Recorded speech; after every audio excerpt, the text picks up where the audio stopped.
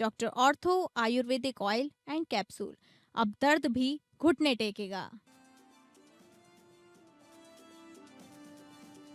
UP BJP का अध्यक्ष पद के लिए पंकज चौधरी ने किया नामांकन। सीएम योगी बने प्रस्तावक। डिप्टी सीएम केशव प्रसाद मौर्य सहित कई मंत्री नेता रहे मौजूद।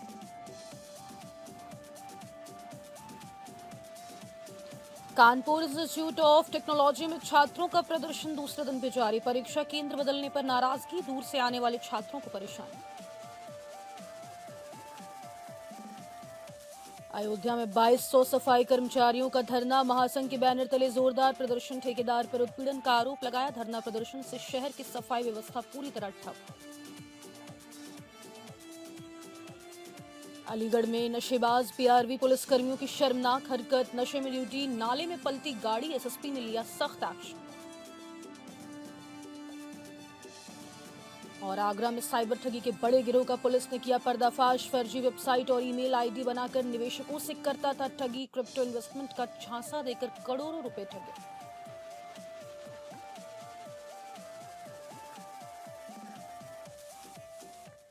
नमस्कार, स्वागत है आपका एपीएन न्यूज में। आपके साथ मैं हूं सदफ फातिमा। नामांकन प्रक्रिया के दौरान मुख्यमंत्री योगी आदित्यनाथ, डिप्टी सीएम केशव प्रसाद मौर्य, ब्रजेश पाठक, मंत्री जेपीएस राठौर, पूर्व केंद्रीय मंत्री स्मृति ईरानी समेत पार्टी के कई शीर्ष नेता मौजूद रहे। इस दौरान चुनाव पर्यवेक्षक और राष्ट्रीय महामंत्री विनोद तावड़े रहे। पार्टी के शीर्ष नेतृत्व की मौजूदगी से साफ संकेत मिल रहे हैं कि पंकज चौधरी का प्रदेश अध्यक्ष बनना लगभग तय है। वो अपने प्रदेश की अंतिम प्रक्रिया में पहुंच चुका है और अभी आपको सूचना मिलने वाली है। नामांकन की प्रक्रिया चल रही है और इसमें नामांकन के उपरांत आप सबको पता चलेगा कि भारतीय जनता पार्टी किस ढंग से इस देश की एकमात्र लोकतांत्रिक पार्टी है जिसमें भारतीय जनता पार्टी के संविधान के मुताबिक हम सब कार्यकर्ता काम कर रहे हैं। भारतीय जनता पार्टी की परिषद की भी बैठक है जिसमें पूरे प्रदेश से जो परिषद के इसमें सदस्य हैं, सांसद हैं, विधायक हैं, उनको बुलाया गया है। और सबसे खुशी की बात है कि हम लोगों को नया प्रदेश अध्यक्ष मिलने जा रहा है। तो आज उसका पर्चा दाखिला है, तो उस पर्चा दाखिला में हम सब लोग आए हैं, एक पार्टी का सिपाही, एक कार्यकर्ता बनकर। आज राष्ट्रीय परिषद के सदस्य और प्रदेश अध्यक्ष जी के नामांकन की प्रक्रिया पूर्ण होनी है और कल प्रांतीय परिषद के अधिवेशन में आपके सामने भारतीय जनता पार्टी के अध्यक्ष के रूप में हम सब लोग स्वागत करेंगे। और मुझे विश्वास है कि भारतीय जनता पार्टी एक लोकतांत्रिक दल के नाते। और विशेष संवाददाता आनंद सिंह तमाम जानकारी के साथ जुड़ गए हैं लाइव हमारे साथ। आनंद, क्या सिर्फ यही कारण है पंकज चौधरी का प्रदेश अध्यक्ष बनना कि प्रधानमंत्री नरेंद्र मोदी के सबसे करीबी नेता बताए जा रहे हैं, या फिर कोई और भी बड़ा कारण है भारतीय जनता पार्टी के बीच में जो लगातार मंथन चल रहा था पंकज चौधरी को चुनना लगभग तय मान लें हम कि पंकज चौधरी अब अगले बीजेपी के अध्यक्ष बनेंगे उत्तर प्रदेश के? बिल्कुल, देखिए सदफ, जिस तरह पंकज चौधरी ने नामांकन दाखिल किया है, उनका जो उनके प्रस्तावक थे खुद मुख्यमंत्री योगी आदित्यनाथ थे। इसके अलावा दोनों डिप्टी सीएम ब्रजेश पाठक और केशव प्रसाद मौर्य थे। स्मृति ईरानी रही है उसमें, सुरेश खन्ना जो वित्त मंत्री हैं, बेबी रानी मौर्य कैबिनेट मिनिस्टर हैं, सूर्य प्रताप शाही, स्वतंत्र देव सिंह, ये तमाम वो नाम है जो उनके प्रस्तावक थे। तो ऐसे में, और क्योंकि नामांकन उन्होंने अकेले दाखिल किया है, तो इससे अब ये चीज लगभग साफ हो रही है कि पंकज चौधरी ही भारतीय जनता पार्टी के नए प्रदेश अध्यक्ष बनने जा रहे हैं। जहां तक बात पंकज चौधरी की है, तो कोई छोटा नाम नहीं है। 7 बार से वो सांसद रहे हैं महाराजगंज से, तो आप इस अपने आप में समझा जा सकता है कि 7 बार का जो सांसद है और ओबीसी, बड़ा ओबीसी चेहरा है भारतीय जनता पार्टी के। तो आप ये कह सकती हैं लगभग ये चीजें स्पष्ट है कि पंकज चौधरी ही कमान संभालेंगे भारतीय जनता पार्टी के प्रदेश अध्यक्ष के तौर पर। और जो बात लगातार चल रही थी कि भारतीय जनता पार्टी किसी ओबीसी नेता को, पिछड़े नेता को अध्यक्ष बना सकती है, क्योंकि निगाह में 2027 का चुनाव है और 2024 का जो लोकसभा चुनाव, जिसके नतीजे पार्टी के उम्मीदों के विपरीत रहे थे और ये माना गया था कि जो पीडीए का असर था उसमें साफ दिखाई दिया था। उसके बाद कहीं ना कहीं ओबीसी चेहरों को लेकर कयास लग रहे थे और शायद अब ये जो कयास वो पंकज चौधरी के नाम पर जाकर खत्म हो रहा है। तो केवल एक ही नामांकन दाखिल किया गया है सिर्फ पंकज चौधरी की तरफ से आनंद, तो निर्विरोध चुनाव वही जीतेंगे, निर्विरोध चुना जाएगा उनको? जी बिल्कुल, देखिए अब चूंकि प्रस्तावक उनके खुद मुख्यमंत्री योगी आदित्यनाथ है, दोनों डिप्टी सीएम तमाम जो कैबिनेट मंत्री है प्रदेश के वो रहे हैं, तो ऐसे में अब ये बात लगभग फाइनल है कि पंकज चौधरी नए प्रदेश अध्यक्ष होंगे। भारतीय जनता पार्टी के कुर्मी बिरादरी के नेता है, ओबीसी समाज में एक बड़ी आबादी कुर्मी बिरादरी की, आप ये कह सकती कि जो यादव है प्रदेश में, उसके बाद अगर सबसे बड़ी आबादी ओबीसी समाज में किसी की है तो वो कुर्मी बिरादरी की है। ऐसे में पंकज चौधरी पर भारतीय जनता पार्टी ये दांव लगाने जा रही है, लगभग अब स्पष्ट है। और जैसा मैं बार हम लोग ये कह रहे हैं कि 2027 में के ऊपर अब पार्टी की निगाह है। 2027 का जो विधानसभा चुनाव है, 2 बार से लगातार भारतीय जनता पार्टी सत्ता में है और तीसरी बार सत्ता में वापसी के लिए वो प्रयास करेगी। ऐसे में पीडीए के कार्ड के तौर पर जो पिछड़ा दलित अल्पसंख्यक फार्मूला है समाजवादी पार्टी का अखिलेश यादव का, उसके कार्ड के तौर पर पंकज चौधरी के नाम को भारतीय जनता पार्टी अब आगे कर रही है। ठीक है, बहुत शुक्रिया आपका तमाम जानकारी साझा करने के लिए। तो आपको बता दें, पंकज चौधरी की तरफ से अब निर्विरोध जिस तरीके से चुनाव जीतने की खबरें सामने निकल कर आ रही है, कहा जा रहा है कि अब पंकज चौधरी ही भारतीय जनता पार्टी के नए उत्तर प्रदेश के अध्यक्ष बनेंगे।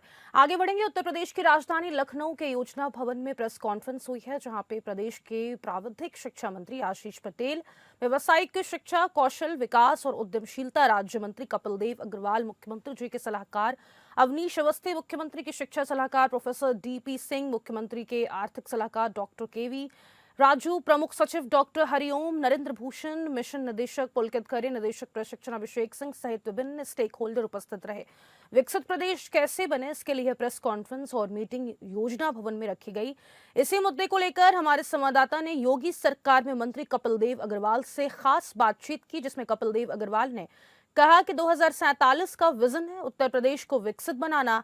वहीं कपिल देव अग्रवाल से जब हमारे संवाददाता ने पूछा कि अखिलेश यादव चुनाव जीतने पर महिलाओं को अब 40,000 रुपए देंगे, अखिलेश यादव का कहना है कि बिहार चुनाव में जब 10,000 रुपए महिलाओं को दिया जा सकता है, तो हमारी सरकार जब जीत जाएगी तो हम भी 40,000 रुपए महिलाओं को देंगे। इस पर कपिल देव अग्रवाल ने कहा कि जनता भली भांति जानती है, जनता को भाजपा पर भरोसा है और 2027 में भी भाजपा की ही जीत होगी।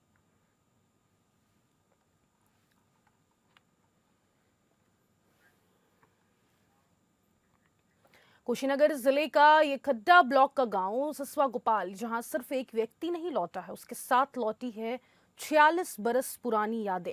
लौटा है एक बेटा जो अपनी पहचान के लिए तरस रहा था। तमाम स्थानों पर घूमने के बाद भी उसकी पहचान धुंधली रही। तैयब अंसारी, जो सन 1979 में पारिवारिक विवाद के कारण नाराज होकर अपने पिता रियासत और छोटे भाई सैयद को छोड़कर इतना दूर चला गया कि उसे वापस आने में 46 साल लग गए। इन लंबे सालों में तैयब पंजाब में रहे, फिर राजस्थान और उसके बाद गुजरात के साथ देश के कई हिस्सों की खाक छानी। उधर तैयब भटक रहा था और इधर परिजन उसे मरा हुआ समझ चुके थे। इस बीच तैयब के पिता रियासत की मौत हुई और उसके छोटे भाई सैयद का विवाह भी हो गया। उधर तैयब ने भी बिहार की रहने वाली मेहरून से विवाह किया और बेटे आफ्ताब और बेटी सोनिया के साथ शामली में किराए के मकान में जैसे तैसे गुजर बसर करने लगा। लेकिन दिल के कोने में गांव और घर की याद हमेशा धड़कती रही।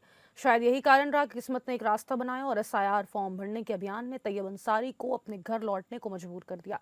मिलन के बाद सैयद और तैयब दोनों भाई मिलकर जमकर रोए। ये मिलन एक परिवार की खुशी नहीं थी, बल्कि एक उम्मीद थी जिसे SIR ने पूरा किया। 1979 में अपने भाई से विवाद के बाद तैयब घर छोड़कर बाहर चले गए। वहाँ उन्होंने रोजी रोटी की व्यवस्था की, वहीं उन्होंने शादी भी की और उनके 2 बच्चे भी हुए। उन्हें पता नहीं था कि सरकार एक ऐसा फॉर्मूला निकालेगी जिसके चलते पुनः उन्हें घर को रुख करना पड़ेगा। आज 46 साल बाद जब SIR की बात सामने आई तो उन्हें अपने चीज़ों को प्रूफ करने के लिए गांव लौटना पड़ा। खड्डा ब्लॉक के सिसवा गोपाल जब वो पहुंचे तो वहां का भौगोलिक वातावरण सब बदल चुका था। घर की बात करें तो उनके घर की व्यवस्था भी बदल चुकी थी। ऐसे में वो न अपने गांव को पहचान पा रहे थे और न ही अपने घर के लोगों को। पुराने परिचयों को देने के बाद किसी प्रकार वो अपने भाई के पास पहुंचे और अपने बिछड़े हुए परिवार से वो मिल चुके हैं। अर्थात SIR ने न सिर्फ इनका एक व्यक्तिगत परिचय को प्रूफ किया, बल्कि 2 बिछड़े परिवार आपस में मिले हैं। इसको लेकर इन परिवारों में खुशी का माहौल है। गांव के लोग भी काफी प्रसन्न हैं। राजकुमार गिरी, APN न्यूज, कुशीनगर। अमरोहा जनपद के मंडी धनौरा थाना में पुलिस ने एक बांग्लादेशी महिला रानी बेगम को अवैध प्रवेश के आरोप में गिरफ्तार किया है। जानकारी के अनुसार थाना प्रभारी निरीक्षक बालेंद्र कुमार के नेतृत्व में संदिग्ध व्यक्ति और वाहनों की चेकिंग के दौरान महिला को पकड़ा गया। रानी बेगम निवासी ग्राम बरोरा, पोस्ट ऑफिस भावल, नौपारा थाना कालीगंज, जिला गाजीपुर, राशिद अली के साथ भारत में बिना किसी वीजा और वैध प्रपत्र के अवैध रूप से रह रही थी। महिला भारत में बांग्लादेश से नेपाल के रास्ते होकर बिना सूचना प्रवेश कराई थी। इसके संबंध में थाना मंडी धनौरा पर मुकदमा संख्या 462/2025 दर्ज किया गया, जिसमें विदेशी अधिनियम 1946 की धारा 14 और 24 के तहत कार्रवाई की गई है। गिरफ्तार महिला को संबंधित न्यायालय के समक्ष पेश किया गया।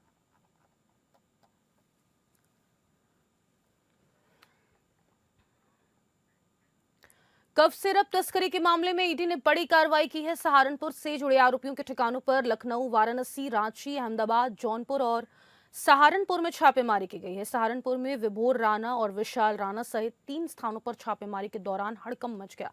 एसटीएफ की टीम ने कुछ दिन पहले विभोर राणा, राष्ट्रीय अध्यक्ष श्रीराम सेना और उनके भाई विशाल राणा समेत बिट्टू और सचिन को गिरफ्तार किया था। ईडी की ये कार्रवाई सिंडिकेट के पूरे नेटवर्क को उजागर करने के लिए की गई है।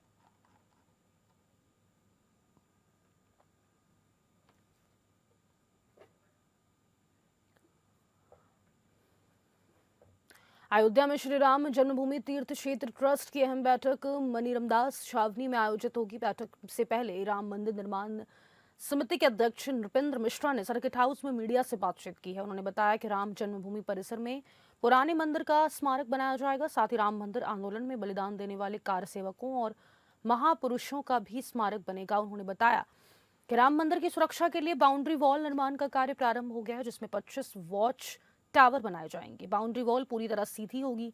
जरूरत पड़ी तो अतिरिक्त जमीन खरीदी जाएगी। 31 दिसंबर को रामलला के प्राण प्रतिष्ठा की दूसरी वर्षगांठ को लेकर बैठक में अहम निर्णय होने की संभावना है।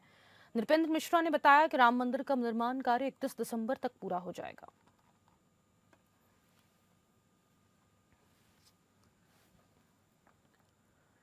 अयोध्या में करीब 2200 सफाई कर्मचारियों ने अपनी मांगों को लेकर धरना दिया है, जिससे शहर की सफाई व्यवस्था पूरे तरीके से ठप पड़ गई। आपको बता दें, प्रदर्शन उत्तर प्रदेश स्थानीय निकाय कर्मचारी महासंघ के बैनर तले हुआ, जिसमें बड़ी संख्या में आउटसोर्सिंग कर्मचारी शामिल थे। सफाई कर्मचारियों ने नवनियुक्त ठेकेदार पर उत्पीड़न और मनमानी का आरोप लगाया। उन्होंने कार्यस्थलों पर अनियमितता, दबाव और वेतन संबंधी समस्याओं को प्रमुख मुद्दा बताया। नगर निगम परिसर में जोरदार नारेबाजी और विरोध प्रदर्शन हुआ। वहीं प्रदेश उपाध्यक्ष विजय बागमार, प्रदेश महामंत्री रमाकांत मिश्रा और अध्यक्ष शशि कुमार मिश्रा ने आम सभा में कर्मचारियों को संबोधित करते हुए आश्वासन दिया कि उनकी समस्याओं को शासन प्रशासन तक पहुंचाया जाएगा।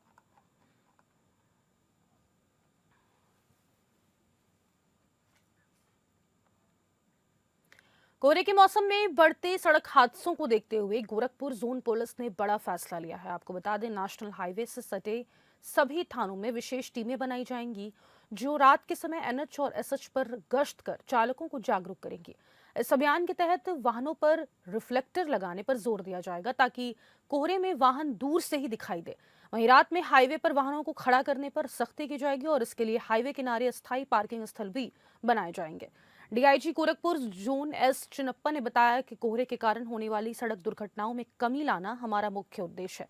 इसके लिए हाईवे पर रिफ्लेक्टर लगाने, जागरूकता अभियान चलाने और अवैध रूप से खड़े वाहनों पर सख्त कार्रवाई की जा रही है। पुलिस की विशेष टीमें लगातार निगरानी रखेंगी।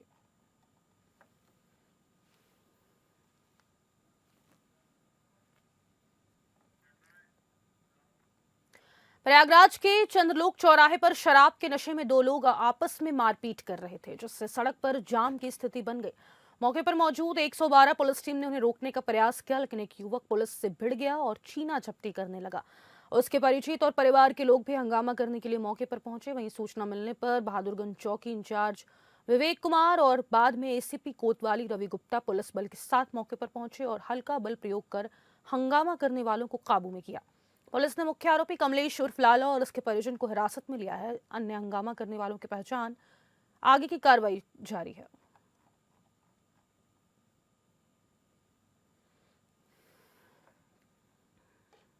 जहां पर आगरा में साइबर ठगी के एक बड़े गिरोह का पर्दाफाश हुआ है।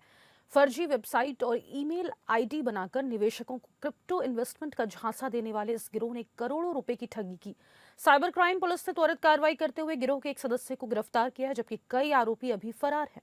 साइबर क्राइम पुलिस टीम ने फर्जी क्रिप्टो वेबसाइट के जरिए निवेशकों से ठगी करने वाले गिरोह का खुलासा किया है। गिरोह लोगों को बड़े मुनाफे और विदेश यात्रा का लालच देकर इन्वेस्ट कराता था।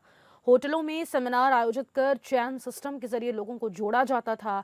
पुलिस जांच में सामने आया है कि आगरा के करीब 1500 लोगों को इस चैन सिस्टम से जोड़ा गया और 1 लाख रुपए लगाने पर 7 लाख रुपए लौटाने का लालच दिया गया। फर्जी दस्तावेज तैयार कर कंपनी के नाम पर करीब 50 करोड़ रुपए की धोखाधड़ी की गई।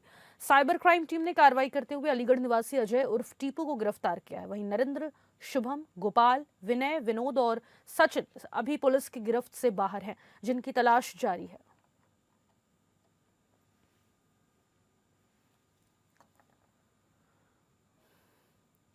कानपुर इंस्टीट्यूट ऑफ टेक्नोलॉजी में लगातार दूसरे दिन छात्रों और छात्राओं का प्रदर्शन जारी है। छात्रों का आक्रोश सेंटर बाहर भेजे जाने की जानकारी ना मिलने पर है। कॉलेज में भारी संख्या में छात्र और छात्राएं विरोध प्रदर्शन कर रहे हैं। कल कॉलेज प्रशासन ने छात्रों और छात्राओं को समझाने का प्रयास किया था। छात्रों का आरोप है कि एग्जाम के कुछ ही दिन शेष हैं, लेकिन प्रशासन ने पहले से कोई सूचना नहीं दी। मामला महाराजपुर थाना क्षेत्र के रुमा स्थित संस्थान का है। प्रदर्शन शांतिपूर्ण तरीके से समाप्त कराने के लिए प्रशासन की निगरानी जारी है।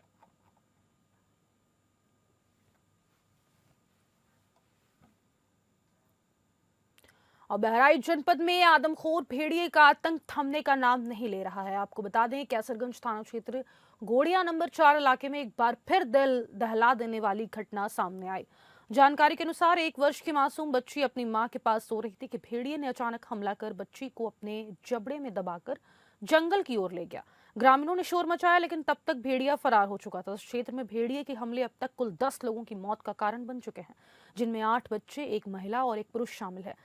इसके अलावा 35 से अधिक लोग घायल हुए हैं और कई बच्चे अभी भी इलाजरत हैं। सबसे ज्यादा घटनाएं कैसरगंज, महसी और आसपास के ग्रामीण इलाकों में दर्ज की गई हैं। प्रशासन ने मौके पर सर्च ऑपरेशन तेज कर दिया है और ड्रोन पिंजरे लगाने की तैयारी की जा रही है।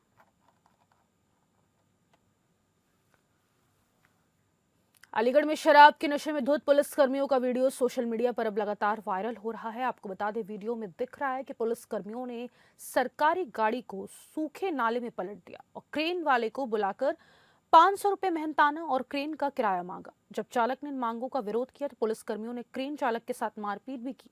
एसएसपी नीरज जादौन ने मामले पर तुरंत सख्त कार्रवाई करते हुए पीआरवी 112 पर तैनात 2 सिपाहियों मनोज और कृष्ण बिहारी को निलंबित कर दिया। इसके अलावा पीआरवी की मॉनिटरिंग में लापरवाही करने वाले 2 दरोगा मुकेश कुमार और उदयवीर सिंह को भी निलंबित किया गया। यह घटना अलीगढ़ के गांधी पार्क थाने पर तैनात पीआरवी 0732 की टीम से जुड़ी हुई है। वीडियो लगातार सोशल मीडिया पर वायरल हो रहा है, जिससे पुलिस विभाग की छवि धूमिल हुई है।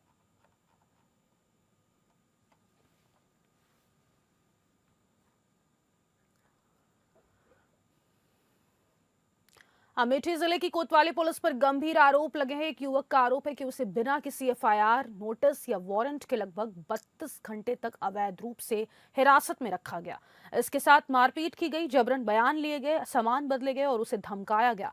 घटना 9 दिसंबर की शाम करीब 5 बजे हुई, जब जामू थाना क्षेत्र के रहने वाले युवक को जगदीशपुर मार्केट से कोतवाली पुलिस ने 3 लोगों के साथ उठाया। बताया गया कि काले रंग की स्कॉर्पियो में उन्हें जबरन बैठाकर हिरासत में लिया गया। इस दौरान युवक ने आरोप लगाया कि कोतवाली प्रभारी और अन्य पुलिसकर्मी ने उसे गाली दी, मारपीट की और झूठे बयान रिकॉर्ड कराए। युवक को छोड़ने के बाद भी मोबाइल, पैसा और सोने की अंगूठी नहीं लौटाई गई। बाद में पुलिस ने सोने की अंगूठी की जगह चांदी की अंगूठी देने का प्रयास किया।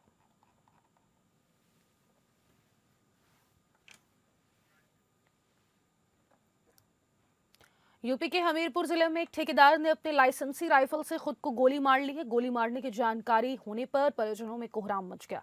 गंभीर हालत में उसे जिला अस्पताल रेफर किया गया है। उसकी पत्नी ने बताया कि कुछ दिनों से मानसिक रूप से परेशान थे। पुलिस मामले की जांच कर रही है। राठ रोड के बेलाताल निवासी अशोक राजपूत ने कांति नाम की महिला से प्रेम विवाह किया था। विवाह के बाद परिवार वालों ने अशोक से संबंध तोड़ लिए थे, जिसके बाद वह मुस्करा कस्बे में अपना घर बनाकर रहने लगा था। अशोक की पत्नी कांति सरकारी कंपोजिट स्कूल में टीचर है, जबकि अशोक ठेकेदारी का काम करता है। अशोक ने अचानक अपनी लाइसेंसी राइफल से खुद को गोली मार ली। गोली उसके जबड़े को भेदती हुई निकल गई। गोली की आवाज सुनकर कमरे में पहुंची कांति ने अशोक को गंभीर हालत में देखकर मुस्करा सामुदायिक स्वास्थ्य केंद्र पहुंचाया, जहां से डॉक्टरों ने उसे जिला अस्पताल रेफर कर दिया। पत्नी कांति ने बताया कि उनके पति पिछले कुछ दिनों से मानसिक तनाव में थे। पूछने पर किसी से कुछ नहीं बताया करते थे। किसी तनाव के कारण अशोक ने खुद को गोली मारने का कदम उठाया। दंपत्ति का एक 5 वर्षीय बेटा भी है। पुलिस मौके पर पहुंचकर मामले की जांच पड़ताल शुरू कर चुकी है।